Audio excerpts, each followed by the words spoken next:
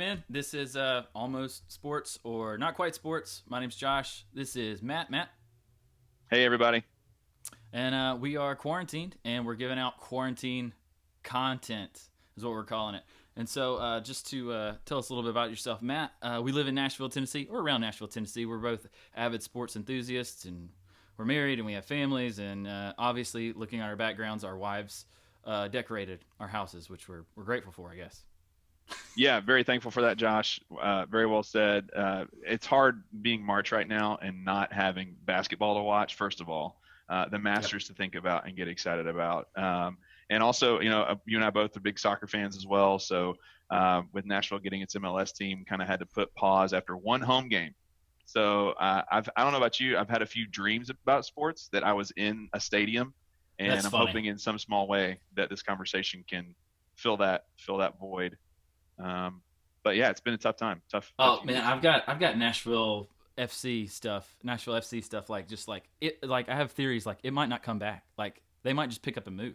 Yeah. Anyway, all right. Here's what we're gonna do today, Matt. We're gonna work through the bracket. We're gonna have bracketology, but they're not playing basketball games, obviously. And so I've done this before. I don't know if you've done this, but like people make fake brackets of different things. But I wanted to work through mascot. I don't know, mascot madness. We're gonna call it something. We'll figure it out. But we're gonna pit the mascots in the in of each teams, and we're gonna whittle them down in the tournament in a tournament fashion to see who is the champion. And so we can take it in a bunch of different ways. Just whatever mascot you think is best. We could do like head-to-head combat, or you just like one or the other. So we'll go through both mascots. I'll give you a little bit of background, and then we'll talk through either a fight or just whatever one we think is better. Um, overall thoughts on that. Yeah, no, look, I think this will be a fun bracket, Josh. I think just determining who the best mascot is or the strongest mascot. I think that'll vary matchup to matchup. I'm excited to go Yeah. through it. For me personally, a little more background. I'm a proud Mercer University graduate. So with this being March Madness, one of the top 5 best days of my life happened during March Madness, and that day when we beat the Duke Blue Devils, a small basketball team from North Carolina, back in 2014. Uh, I would have said that a bear would have eaten the Blue Devil anyway. Right, So of I'm course. I'm totally up for this contest. So you will learn. Actually, Duke is in this one. I can't remember, but I do some deep dive research on Duke, and you'll be surprised at where that name comes from. All right, is there any mascot that sticks out that you can think of that would just be a total dominator that you're thinking of? It's really, I think about Wichita State being the shocker, Ooh, and it's really tough to get past electricity. I hmm. mean, you're going to have to be some sort of earthen creature, maybe something like a St. Louis University, a St. Louis U Billiken, which is kind of a mythological uh, dwarf, something like that. It's going to be tough to get past a shocker, This is but great. that's just what jumps out at me. This is great. I knew your knowledge of this would. This is going to serve us. This is going to serve us well. All right. With About that, we're time. gonna. About We're, time, Josh. I'm glad this is going to be useful in some way. all right, Matt. Just for us to get to know you, what's your go-to at Chick-fil-A? Don't say a salad. Oh no, absolutely not. Go to a Chick-fil-A, and thanks to the app, we've been able to get a lot more specific with our Chick-fil-A orders. If you're like me, so it's spicy Or, chicken sandwich, oh, okay. no butter on the bun. Slightly controversial pick there, but Ooh. no butter on the bun. Large fries, large diet Of course. lemonade. And the Chick-fil-A over here has this automated lemonade maker straight from the Jetsons. And you would think that the machine makes it taste work, and that's where you're wrong. It actually Wow. tastes that much more lemonier. But yeah, that's me all day long. I could eat that breakfast, lunch, and dinner. All right, you're going spicy chicken, strong one. No butter on the bun. What about That's right. pickles? You going Oh, pickles? extra pickles, Extra extra pickles. pickles. My apologies. Meant to emphasize that extra pickles for sure. All right, and then what sauce you going? Oh, the spicy sriracha. If you got to get a sauce, the spicy sriracha is good on the fries. It could be good on the sandwich, but I typically keep the sandwich as is. I like how you say sriracha. I just say sriracha. Yeah, man, that's great. I'm Uh, I'm not Thai, so I can't back up the official pronunciation, but I always go with sriracha. all right, so my go to is the number one chicken sandwich, no pickle, large fry, large sweet tea, and then as many Chick Fil A sauces as they'll slide me, and then Look, Yeah, Go don't ahead. misunderstand me, Josh. I have a stockpile of Chick-fil-A sauces. I know they started selling them, which is cute, I but know. there's no need to buy them. I've got a solid shelf in our fridge packed with Chick-fil-A sauces. All right, real quick. Where's one restaurant where you would want to use Chick-fil-A sauce? Like you wish they had it. One other restaurant. Ooh, the first one that popped in my head is like O'Charlie's. O'Charlie's, like just whatever they have. It could be those yeast rolls. It could be, the chicken O tenders would probably be, Chicken O tenders. high, the O tenders. Don't knock the O tenders now. You put that Chick-fil-A sauce with the O tenders, you got a collab for the ages right there. What about you? There's a chicken place in Nashville called McDougal's, but I'm sure they have them like everywhere in college towns. But it's basically they just serve fried chicken and French fries and like grilled chicken, and they have sandwiches. But like just to be just dipping those big chunky tenders in there, just man. Okay, all right. Enough about food. Before we start the timer, a lot of people are gonna ask, "Hey, weren't there some spots that are ambiguous?" And if you want to argue about that, we can. I don't really. I just some were like Robert Morris and something else, and I just flipped a coin and I just wrote one down. It doesn't, I don't know. Who knows? Who knows? Yeah, there's no first four in this contest, Right. Josh. There's no first four in Dayton where there's no play-in game here, right? We're just you're in or you're out. Yeah, last four doesn't mean anything. Last four is with everybody, and we're not going to have an NIT for this. All right, here we go. First one, we are going with the Kansas Jayhawks versus the number 16 Siena Saints. Now, Siena, formerly known as the Indians, they changed their name to the Saints, and their mascot is Bernie, the Saint Bernard. The Dog Pound is the official student group, which supports of Siena Athletics. It's the most popular club on campus, drawing on average of 600 members annually. Kansas, Big J, it's a school tradition, dictates Big J be a male and at least 6'1" tall. And in any given year, Big J may be played by several different people.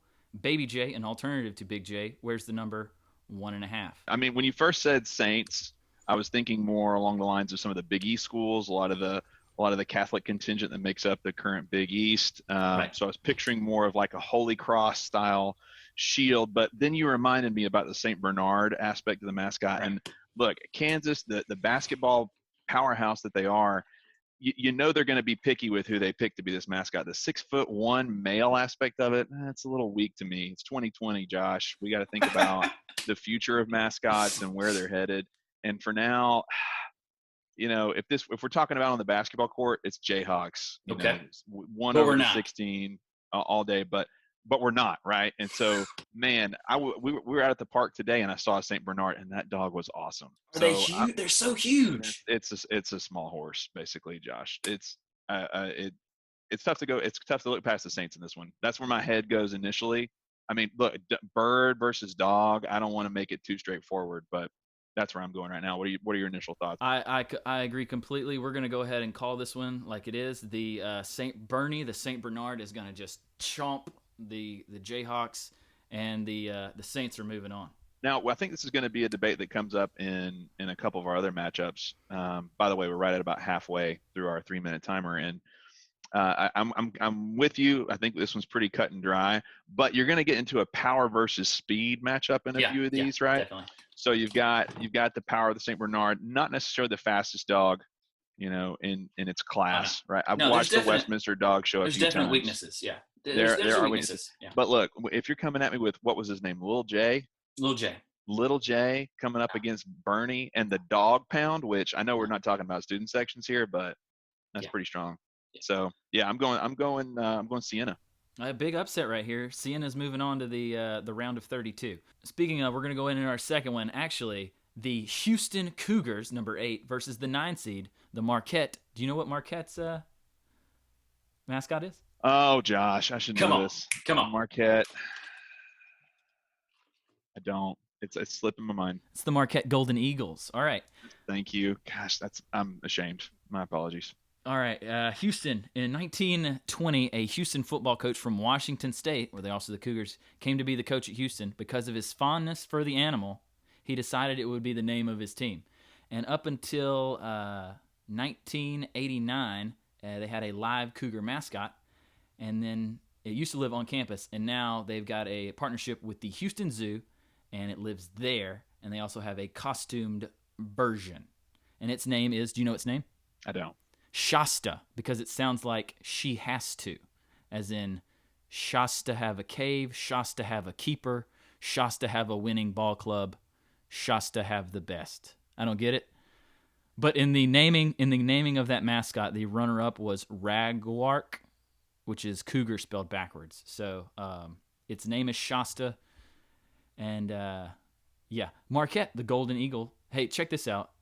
Great names for football teams. When they had one up until 1960, their name was the Golden Avalanche. The Golden Avalanche, and they're the Golden Eagles. And do you know Marquette's colors? I'll tell you. Marquette gold, Marquette blue.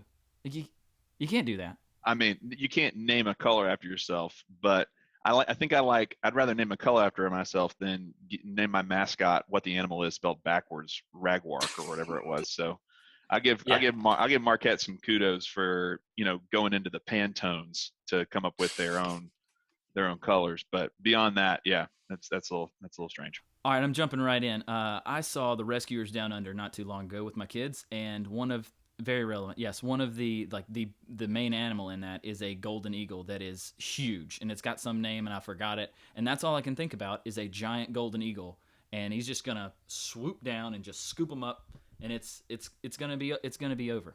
Yeah, look, and I'm going to say something that's not controversial at all. This is a very, lukewarm take here. But every time I see the UH and know that they're Cougars and that their colors are red, my mind, even though I've never seen the film, Josh, to my shame, it's High School Musical. It's High School Musical. Mm, They're a generic generic. Yep. red sports team with Cougars as the mascot. And one of the schools I grew up going to were the Cougars. We also wore red, but um, I used to think that was cool. Like, oh, the cougar it's unique. And then you grow up and you realize, there's a lot of cougars out there. So yeah, and you're totally right. Golden Eagles have a wingspan of like 6 to 9 feet Something sometimes, huge. Something something massive, huge. Yeah. very We. impressive.